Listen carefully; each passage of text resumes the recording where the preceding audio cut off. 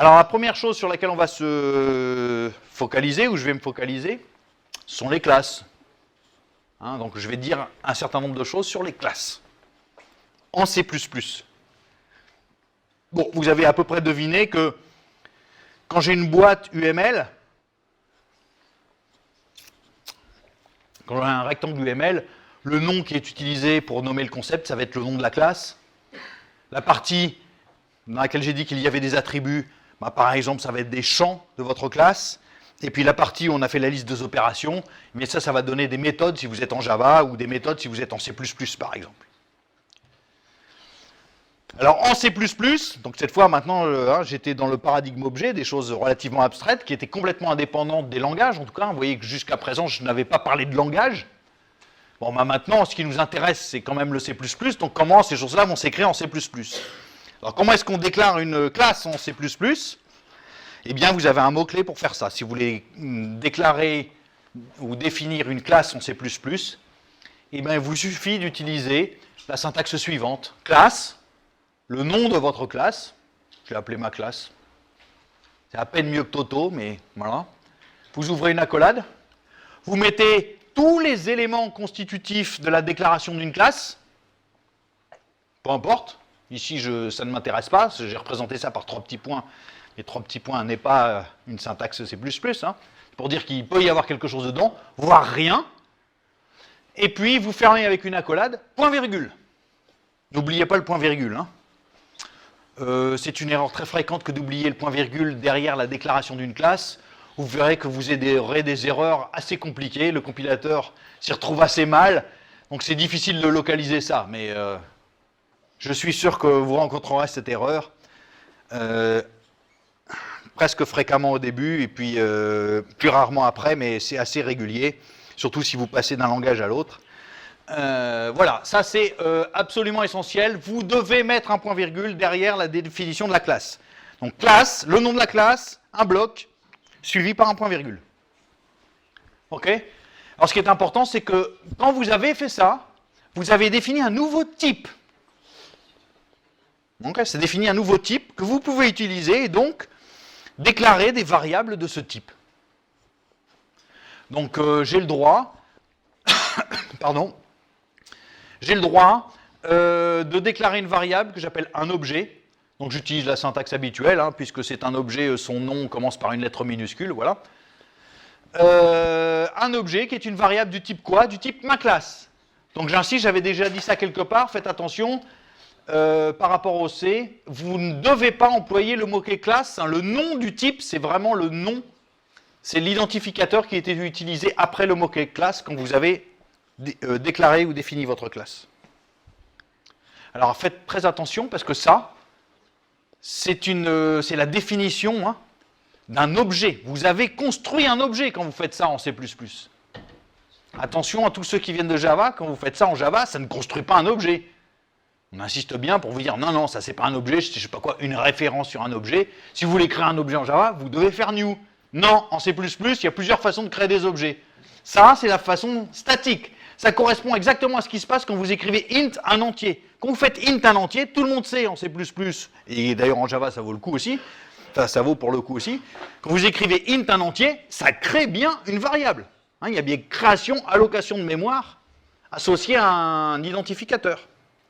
Et bien c'est pareil pour un objet. Si vous écrivez ma classe un objet, c'est conforme à la même chose. C'est-à-dire ça crée un objet du type ma classe associé à un identificateur qui s'appelle un objet. Donc ces objets-là sont construits statiquement. On considère parfois que c'est un problème, parce qu'on verra qu'il y a aussi les objets créés dynamiquement, et donc ça veut dire qu'on a 2 mondes d'objets. Il faut le savoir, quoi. Évidemment, ça veut dire que le sport de gestion de ces objets est plus compliqué en C++ ou plus riche, si on veut, qu'en Java. Mais c'est important. D'accord? Alors, maintenant, quels sont les éléments constitutifs de la déclaration d'une classe? J'ai rien mis dans mon bloc. Qu'est-ce que je peux mettre dans mon bloc? Je vais pouvoir mettre des champs et des méthodes. Bon, alors là, c'est très clair, les champs et les méthodes, ça correspond aux attributs et aux opérations dont j'ai parlé en UML. Donc vous voyez que normalement, on a une terminologie différenciée. Si je parle de façon abstraite de conception objet, là je parle que d'attributs et d'opérations. Quand je parle de champ et de méthode, c'est que je suis dans un langage. Donc normalement, il faut utiliser les termes adéquats au bon moment. D'accord? Ça ne signifie pas la même chose. Ça veut dire que simplement, en C++, la réalisation standard d'un attribut, c'est d'utiliser un champ. Pour la réalisation standard d'une opération UML, bah, c'est une méthode. Mais si vous aviez pris un autre langage, peut-être que ça se ferait autrement. Il y a des langages pour lesquels ce ne sont ni des champs ni des méthodes, mais d'autres choses plus bizarroïdes. Voilà. Hein? Alors les méthodes, hein, c'est simplement des objets qui sont attachés, ce sont des fonctions qui sont attachées aux objets. Bien sûr, l'accès à ces éléments, j'ai mis doit être contrôlé, c'est peut être contrôlé, et puis il vaut mieux que ce soit contrôlé. Donc c'est pour ça que je dis doit être contrôlé. Donc si par exemple je prends l'exemple élémentaire de compte en banque, voilà une définition très élémentaire hein, de ce que c'est qu'un compte en banque en C++. Donc je me définis bien, je me déclare bien une classe, compte en banque, j'ouvre un bloc, ferme le bloc, il y a bien un point virgule, ça va. Puis à l'intérieur j'ai mis des choses. Bon, on verra plus tard exactement, je détaillerai ces histoires de public, même si vous avez quand même une idée assez bonne de ce que ça fait, mais on verra qu'il y a des subtilités par rapport à Java. Hein. Donc ça veut dire quoi? Ça veut dire que j'ai un attribut. Ok, ben les attributs UML, on a le dessin qui correspondrait ici, hein, je ne l'ai pas fait, mais peut-être que j'aurais dû. Le dessin qui correspond ici, si j'avais un dessin UML,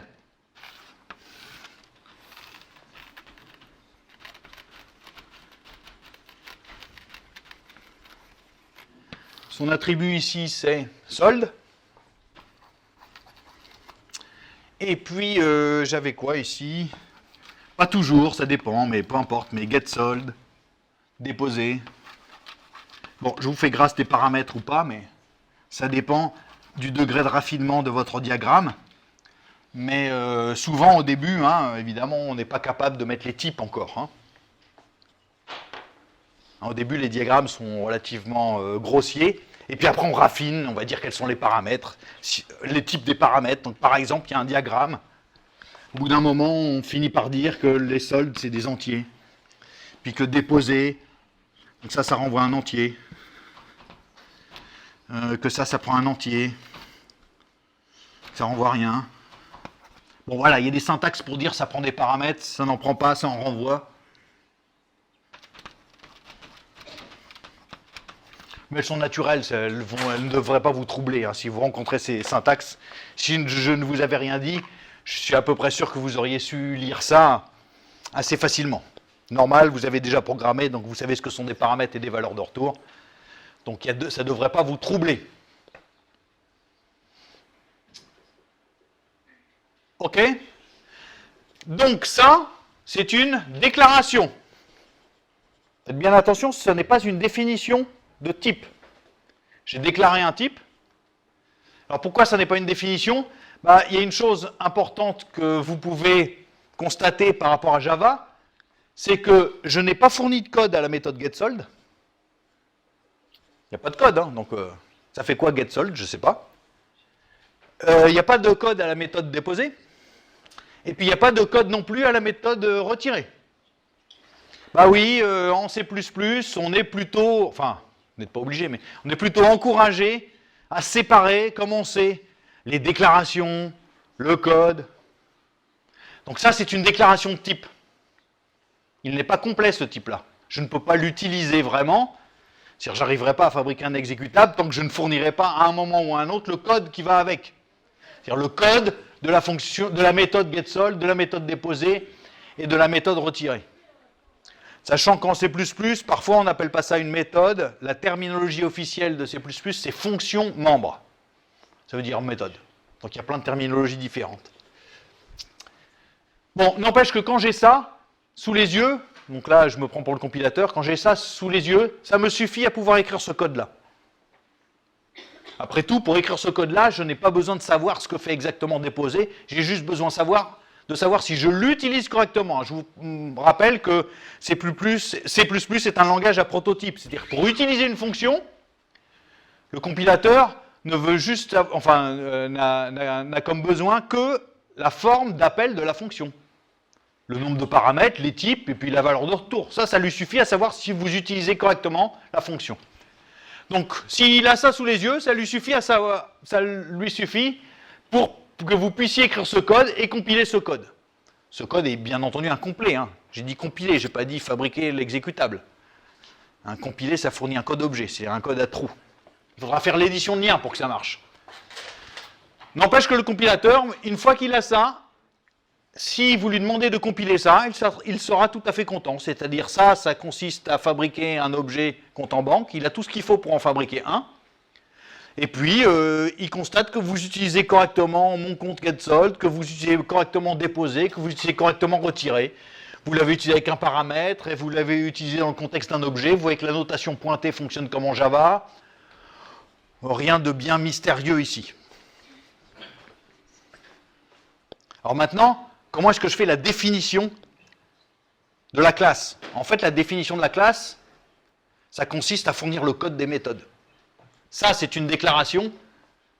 Donc la déclaration, j'ai dit, c'est simplement la forme, quels sont les éléments, la déclaration des éléments constitutifs des objets de cette classe. Donc je sais qu'à tout compte en banque, il y aura un solde, une opération getSold, une opération déposée, une opération retirée. Simplement, je n'ai pas dit ce que c'était que ces trois opérations. Je n'ai pas fourni le code.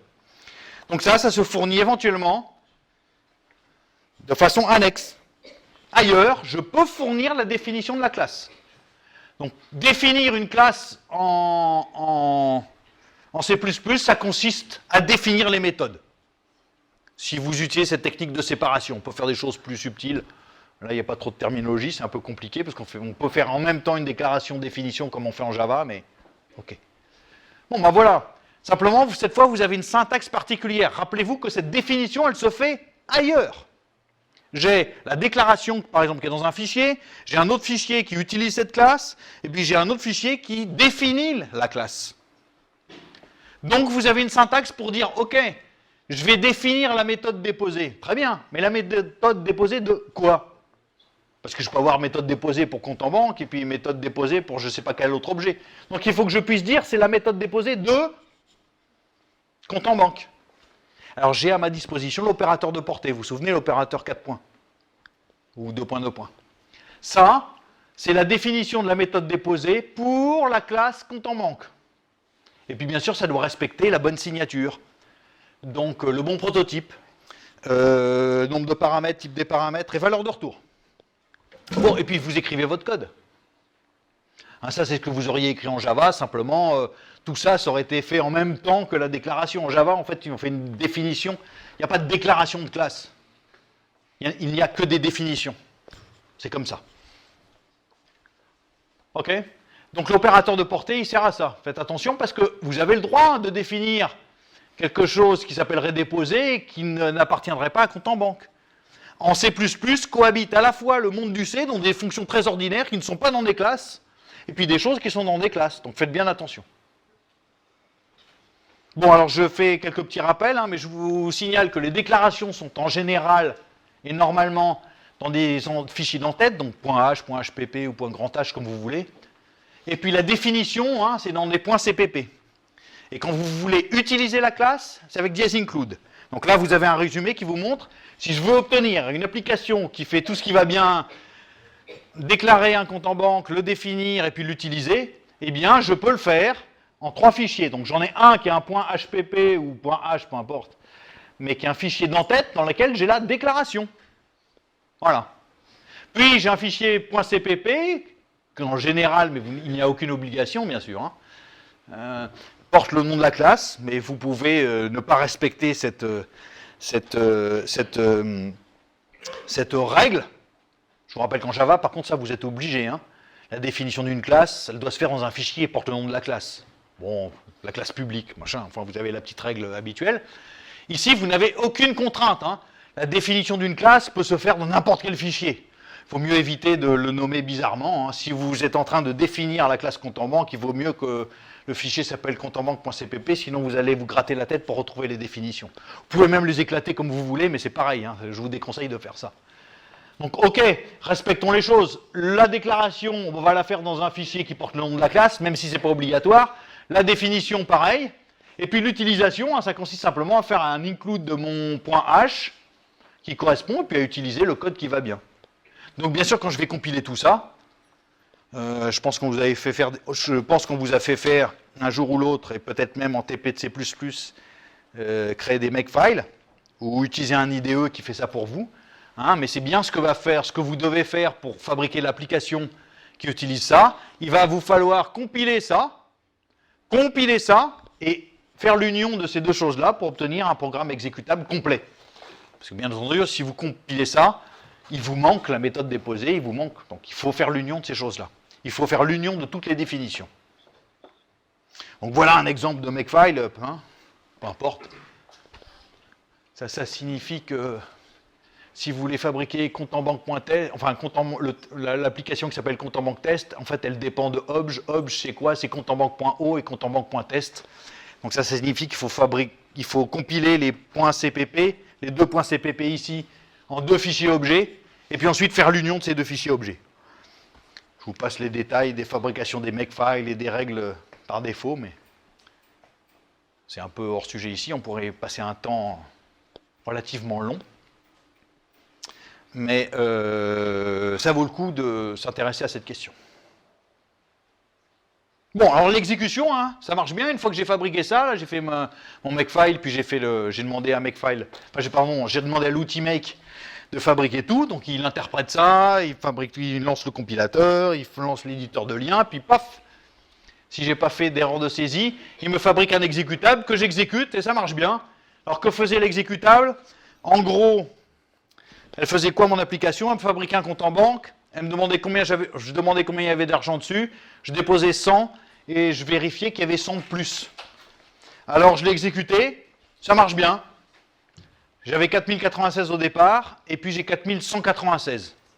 Enfin ça marche bien, j'ai quand même un souci, c'est qu'évidemment j'ai créé un compte en banque qui a déjà 4096 € dessus. Je suis content, hein. Le banquier moins.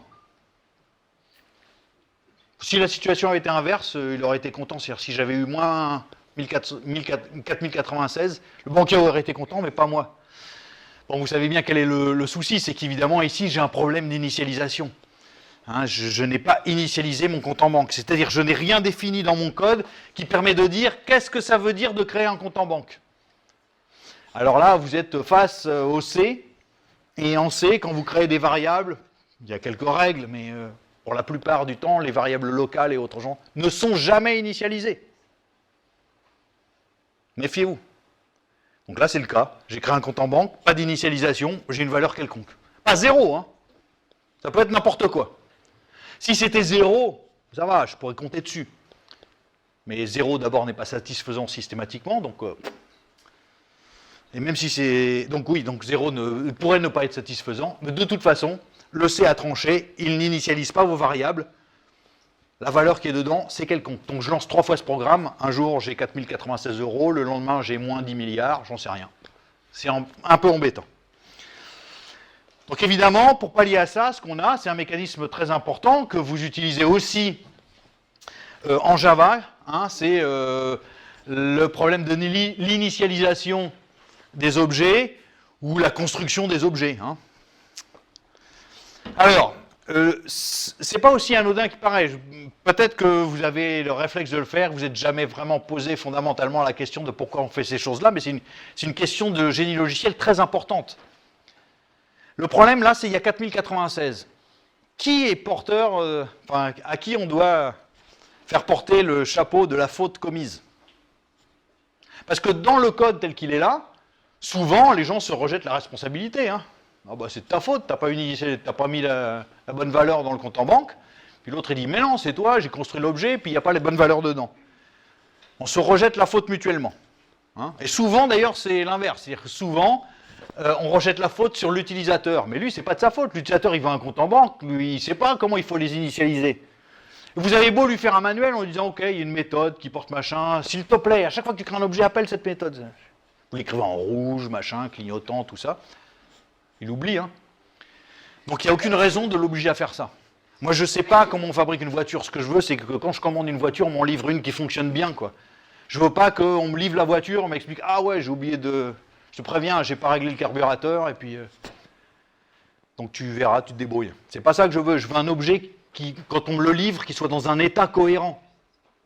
Alors l'état cohérent dépend évidemment du domaine d'application. Je ne sais pas ce que c'est qu'un état cohérent pour un compte en banque, mais j'imagine que quand on crée un compte en banque, qu'on vient les mains dans les poches chez le banquier, il crée un compte en banque où il y a 0 dessus. Hein, mais c'est lui qui est le responsable. D'accord?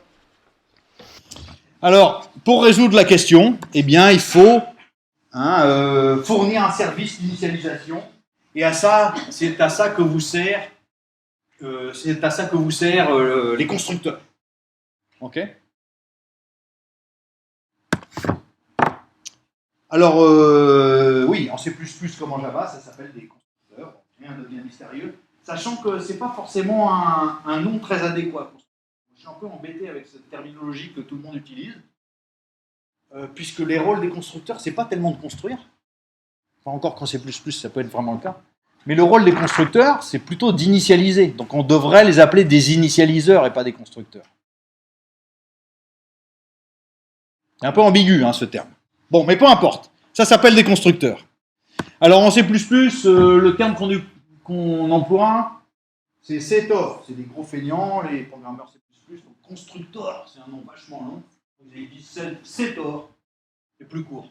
Donc ne soyez pas surpris si vous voyez dans un document C++, on parle de setor, ça veut juste dire constructeur. Et donc ça désigne les constructeurs. Et puis c'est comme en Java, il n'y a pas de mystère. Un constructeur, c'est une méthode de vos classes qui porte le même nom que la classe. C'est une règle. Et puis même règle quand en Java, pardon, il n'y a pas de valeur à renvoyer. Un constructeur ne renvoie pas de valeur. Donc vous ne devez pas mettre void ou je ne sais pas quoi. Il n'y a rien. Il n'y a pas de type de retour. Et puis par contre, un constructeur, hein, vous pouvez en mettre autant que vous voulez. Simplement, vous pouvez utiliser la surcharge sur constructeur. Donc, simplement, ils seront différenciés par la liste des arguments et donc nombre et type des arguments, si nécessaire. Et la particularité des constructeurs, il y a deux choses. Un, vous ne pouvez pas les appeler explicitement. Un constructeur, vous n'avez aucun moyen d'appeler un constructeur quand ça vous arrange. C'est appelé automatiquement à un et un seul moment, le moment où vous construisez un objet. C'est pour ça qu'on appelle ça des constructeurs. Mais... c'est-à-dire que quand vous réclamez la construction d'un objet, c'est donc deux façons de construire des objets. Peu importe la façon dont vous construisez un objet, dès que vous demandez la création d'un objet, il y a automatiquement appel d'un constructeur. Alors voilà, hein, si je veux créer un constructeur, voilà à quoi ça ressemble, rien de bien mystérieux, j'ai une application qui permet de manipuler, je ne sais pas quoi, des ordinateurs. Je gère un stock d'ordinateurs. Ces ordinateurs ont des attributs, même disque, la taille mémoire et puis la taille du disque. Et puis, je veux qu'il soit initialisé, c'est-à-dire que je veux qu'à chaque fois qu'il construit un ordinateur, c'est un ordinateur qui a du sens. Donc, je ne sais pas, je dois me débrouiller pour qu'il y ait des valeurs correctes à tout instant.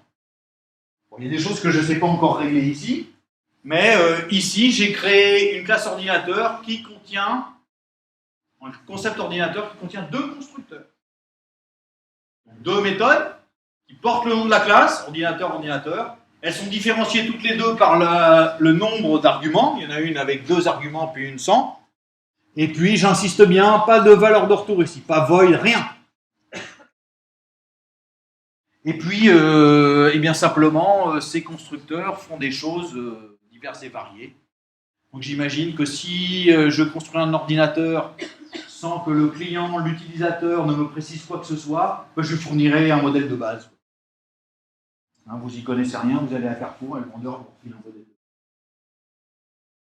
Pour gay standard.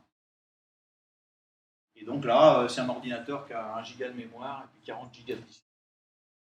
Et puis vous avez une autre façon de fabriquer les ordinateurs, c'est l'utilisateur plus au fait de la question des ordinateurs et qui lui veut des commandes spéciales. Il veut pouvoir commander un ordinateur qui a une certaine taille, enfin qui a une certaine capacité mémoire, une certaine capacité disque. Voilà.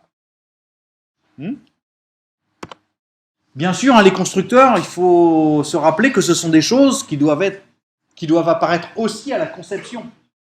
C'est pas quelque chose qu'on définit en l'air. Définir des constructeurs, c'est pas aussi facile qu'il y paraît. Pourquoi est-ce que c'est pas aussi facile? Parce que quand vous fabriquez une classe, normalement, il faut vous poser la question de qu'est-ce qu'un utilisateur veut ou souhaite fournir comme données pour obtenir un objet de la classe donnée. Donc il faut vous placer il faut vous placer du côté des utilisateurs. Hein? Donc il faut imaginer les scénarios qui pourraient correspondre aux utilisateurs. Si je suis un utilisateur lambda, qu'est-ce que je veux? Qu'est-ce que je suis capable de fournir comme valeur pour obtenir un ordinateur? Bon, bah alors là, on a imaginé qu'il y avait deux cas. Hein. Soit j'étais un utilisateur tout bête, et donc je ne précise rien, soit je peux fournir des données. Alors, faites attention, piège C++, il n'est pas indiqué ici, je ne crois même pas plus loin. Et si je veux construire un objet, donc attention, première chose, j'insiste bien, je n'ai pas employé new, pourtant ici deux objets sont construits. Si j'avais mis int, au lieu de ordinateur, là, vous aurez été d'accord pour dire que oui, il y a bien un entier qui est créé. Et donc ça, c'est conforme au modèle des objets en C++. Si je remplace le type int par ordinateur, oui, il y aura bien un ordinateur de créé. Ça crée un objet ordinateur. Je n'ai pas employé new, mais il y a un ordinateur qui est créé. Statiquement. Ça, c'est une création statique. Si j'emploie new, ce serait une création dynamique. C'est possible aussi. Donc ça, c'est la première remarque.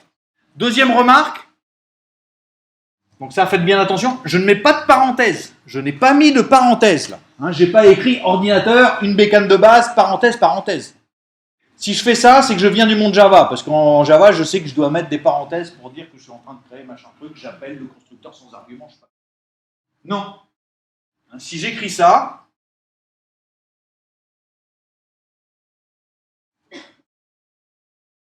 une petite question. Mais l'erreur va être fréquente. Hein. Vous allez souvent écrire et mettre des parenthèses là. Donc c'est important de noter ça. Si j'écris ça,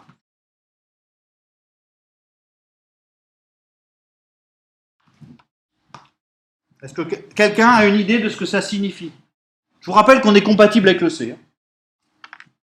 Il y a un programmeur C ici qui sait ce que ça veut dire ça?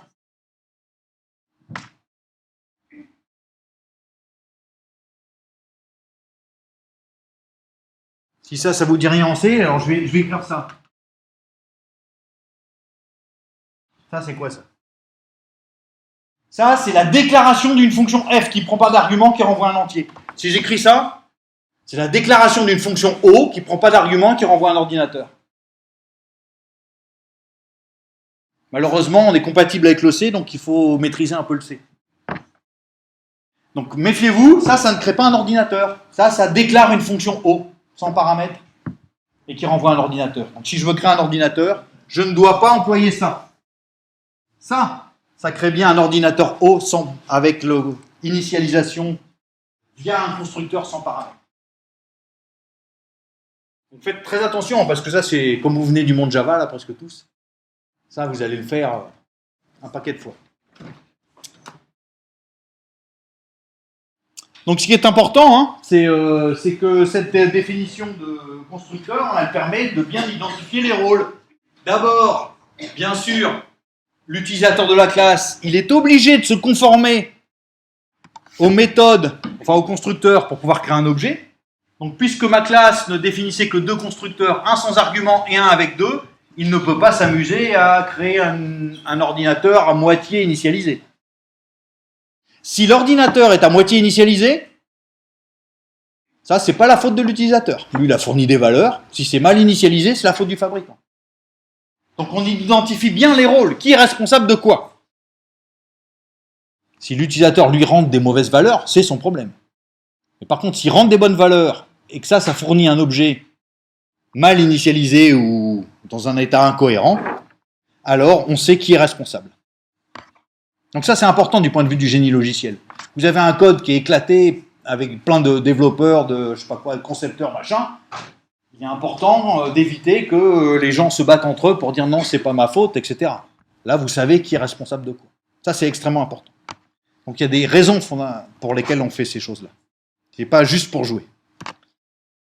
Ah, un petit point aussi, parce que malheureusement, on joue parfois avec ça. Vous vous rappelez, je crois que je vous avais dit qu'il existait en C++ une syntaxe d'initialisation fonctionnelle.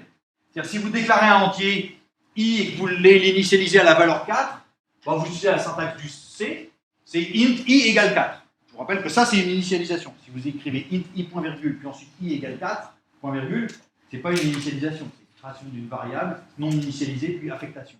Donc ça, c'est une initialisation, hein. L'initialisation habituelle, entre guillemets. Si j'ai cette syntaxe-là, le C++ m'autorise aussi à écrire int j parenthèse 4.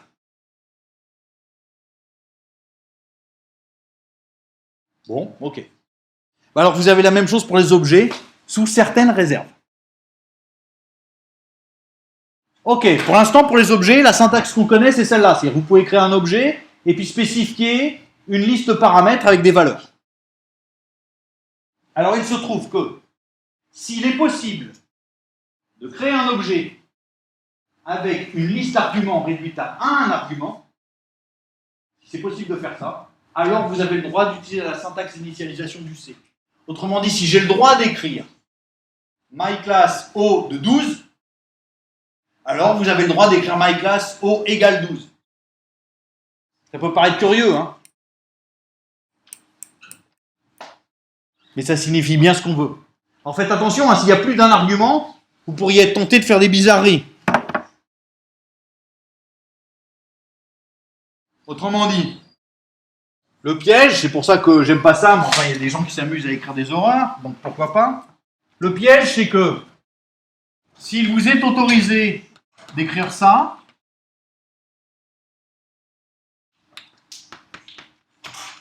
vous dites, oh bah c'est sympa, ça veut dire que je vais aussi pouvoir l'écrire comme ça.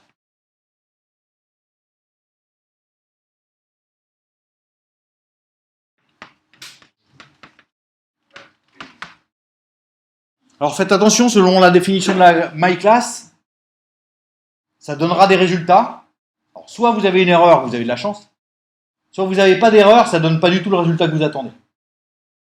Parce que ça, c'est une syntaxe C qui signifie quelque chose. On hérite du C, donc on hérite des erreurs du C, je suis désolé. Si j'écris ça, ça pose aucun problème en C. Personne n'emploie jamais une telle horreur, mais c'est possible de l'écrire. Quelqu'un sait combien vaut O après ça? O vaut 44. Parce que l'opérateur virgule, c'est un opérateur du C qui signifie simplement la séquence. Donc vous calculez ça, vous calculez ça, vous calculez ça. Le résultat de tout ça, c'est le dernier calcul. Donc ça vaut 44, donc O est initialisé avec 44. Choisissez. Bien que ce soit autorisé, je vous le dis parce que ça existe et qu'il y en a qui s'amusent à écrire de telles ordres, choisissez quand même, si vous êtes dans le monde des objets, utilisez la syntaxe d'initialisation fonctionnelle et pour les types primitifs, la syntaxe ordinaire. Commencez pas à faire de telles horreurs, même si parfois on peut avoir besoin de faire des choses comme ça.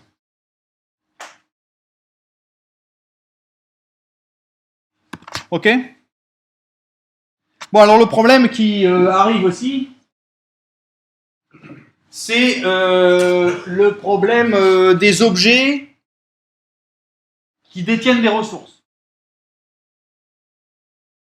On ne se pose pas trop de questions en Java, parce qu'on fait confiance au garbage collector et tout ça, donc tout va bien.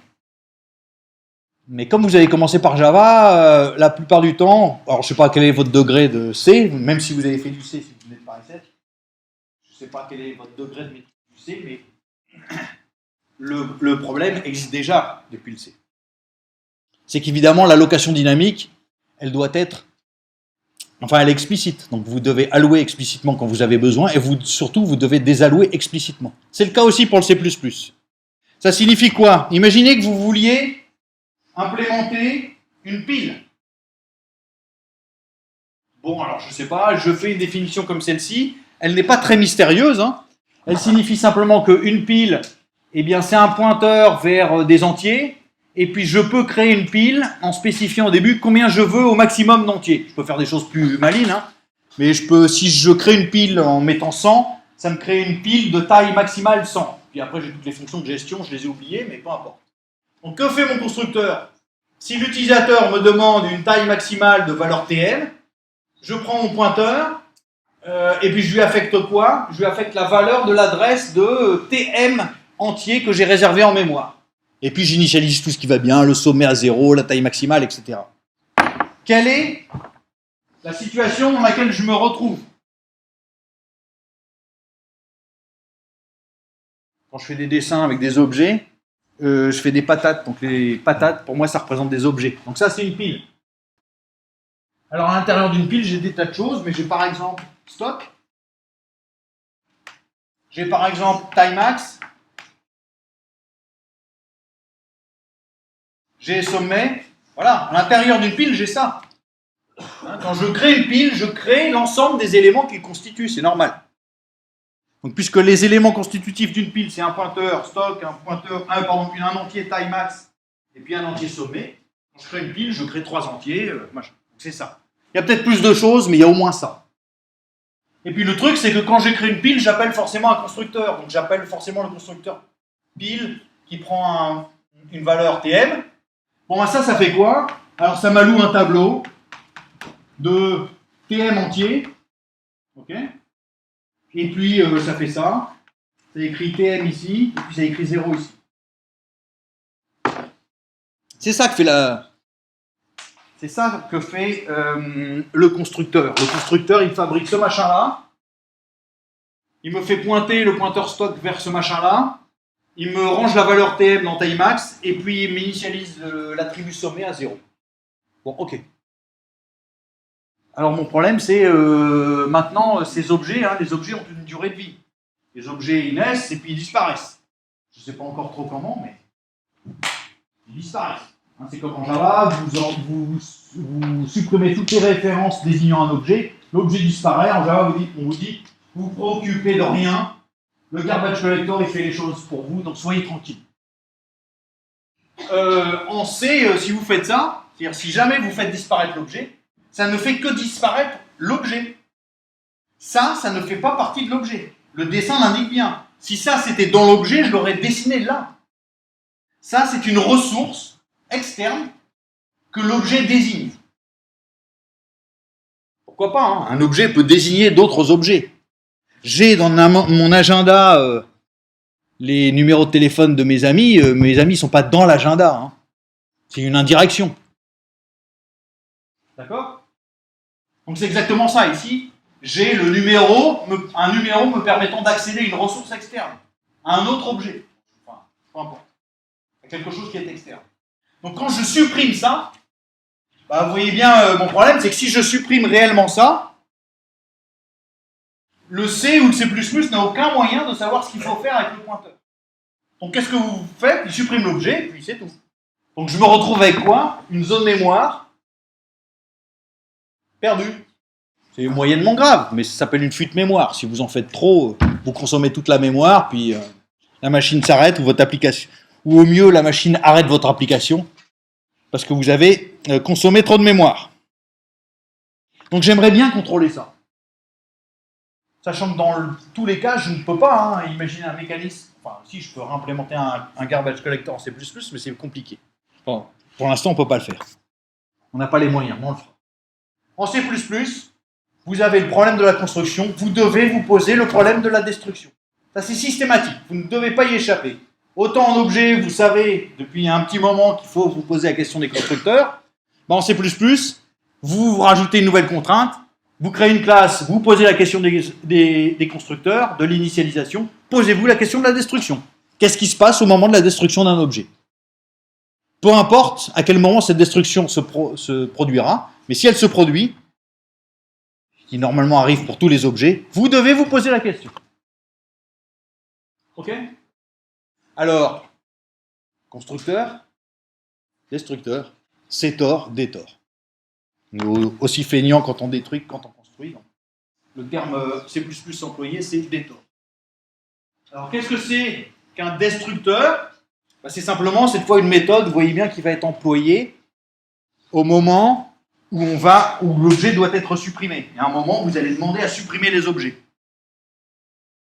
Eh bien, quand les objets vont disparaître, on va appeler automatiquement leur destructeur. Donc, c'est aussi une méthode que vous ne pouvez pas appeler vous-même. Je ne peux pas appeler un destructeur explicitement. Je ne peux pas appeler un constructeur explicitement. Je ne peux pas appeler un destructeur explicitement.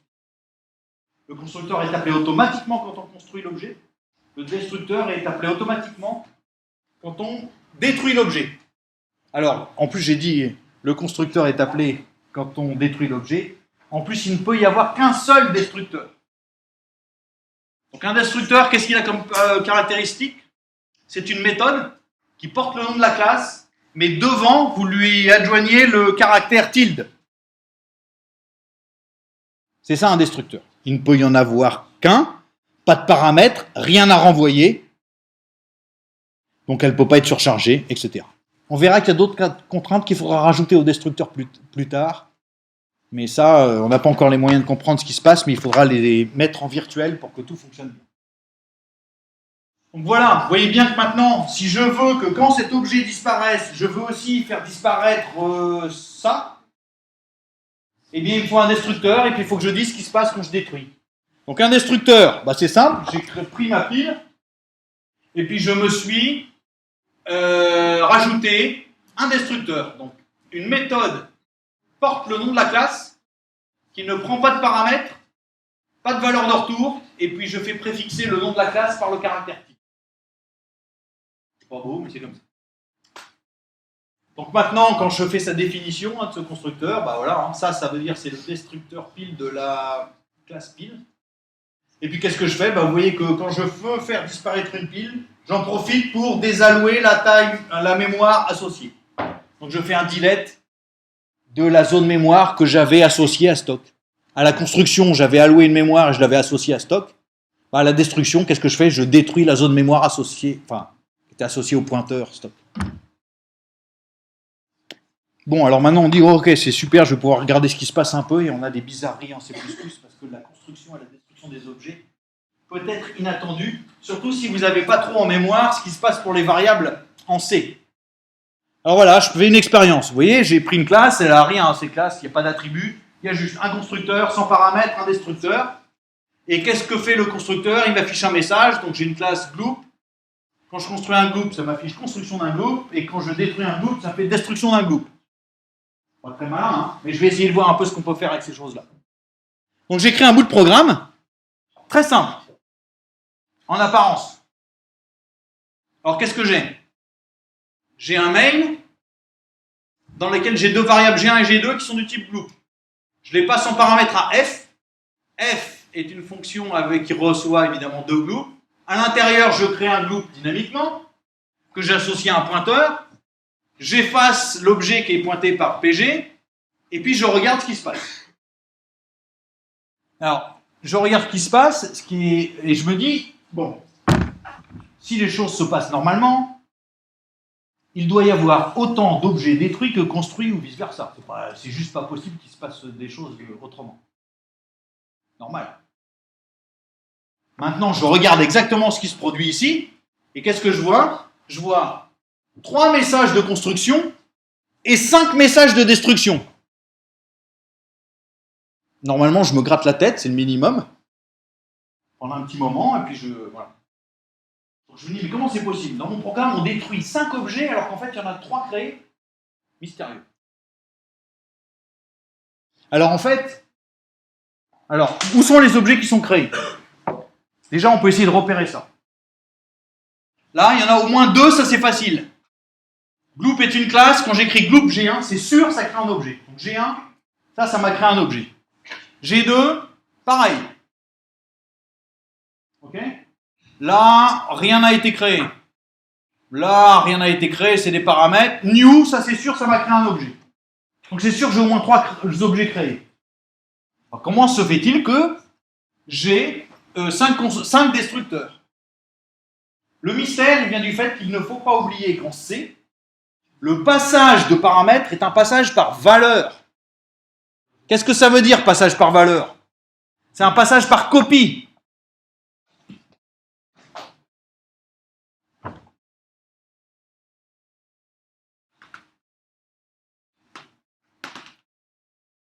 Quand vous appelez f de 5, qu'est-ce qu'on fait en C quand vous appelez la fonction f de 5? Normalement, si vous avez tout bien en tête, ça crée une variable i, vous l'initialisez avec 5, vous travaillez dessus, et puis quand quand vous avez terminé l'appel à f, la variable i disparaît. C'est comme une variable locale. Quand on appelle, ça c'est la sémantique de passage des arguments par valeur. C'est une copie. On crée une variable i. Ben là c'est pareil. Les deux créations qu'on a oubliées, c'est que ici, on crée deux variables. Donc quand je passe G1 et G2 à la fonction f, je ne passe pas G1 et G2. Je passe une copie de G1 et une copie de G2. Donc j'ai bien une copie de G1 et une copie de G2 que j'ai oublié de compter. Alors vous allez me dire, mais pourquoi est-ce que je ne les vois pas affichées? Parce qu'elles ne sont pas créées n'importe comment, ces copies. Les variables G1 et G2, les paramètres G1 et G2 de la fonction f, c'est exactement ce que j'ai dit ici, c'est-à-dire qu'on crée un paramètre i qui est initialisé avec la valeur qui est là. Donc, initialisé pour les objets, ça veut dire que j'ai forcément un constructeur avec un paramètre. Alors là, c'est quoi? Ça veut dire que pour G1, j'ai initialisé G1 avec le G1 de main. Donc ça veut dire que quelque part, j'ai un constructeur avec un argument qui est lui-même du type group.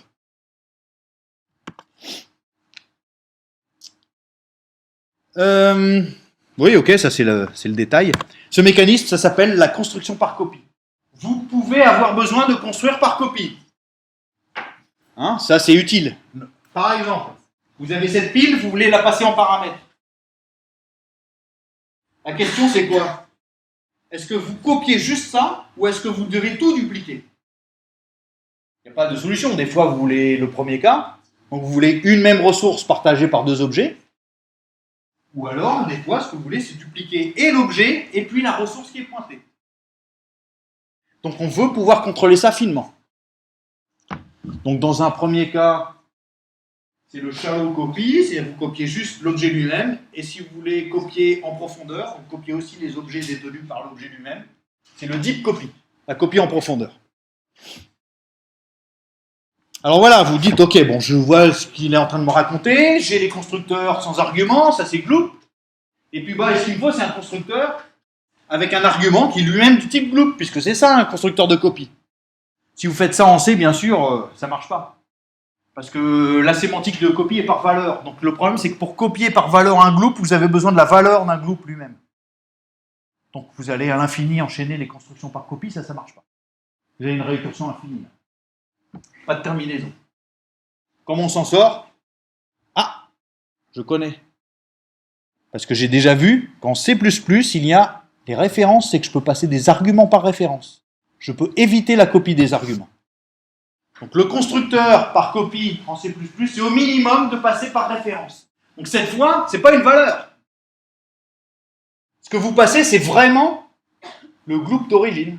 Donc il n'y a pas de copie. Donc tout va bien. Vous n'êtes pas obligé de mettre const, c'est pas très grave.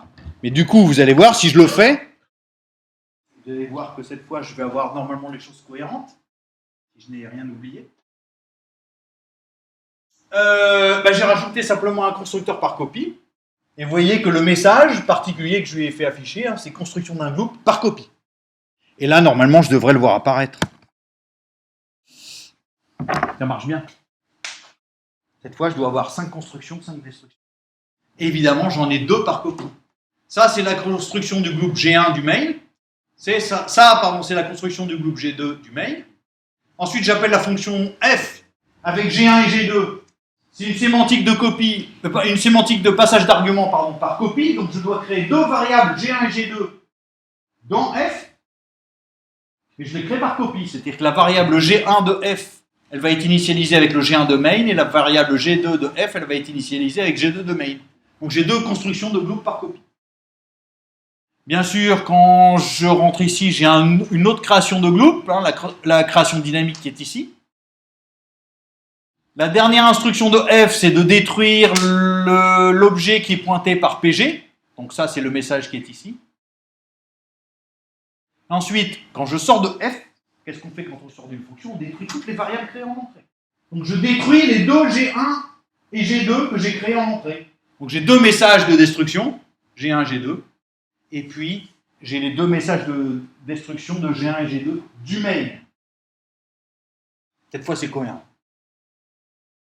Bon, j'ai dépassé de 2 minutes, et je vous fais grâce de l'autre, mais je vous laisse regarder. C'est un autre truc rigolo, c'est maintenant vous faites la même chose avec les valeurs de retour. Il va vous aussi vous manquer des constructions et des destructions. Mais voilà. À la semaine prochaine.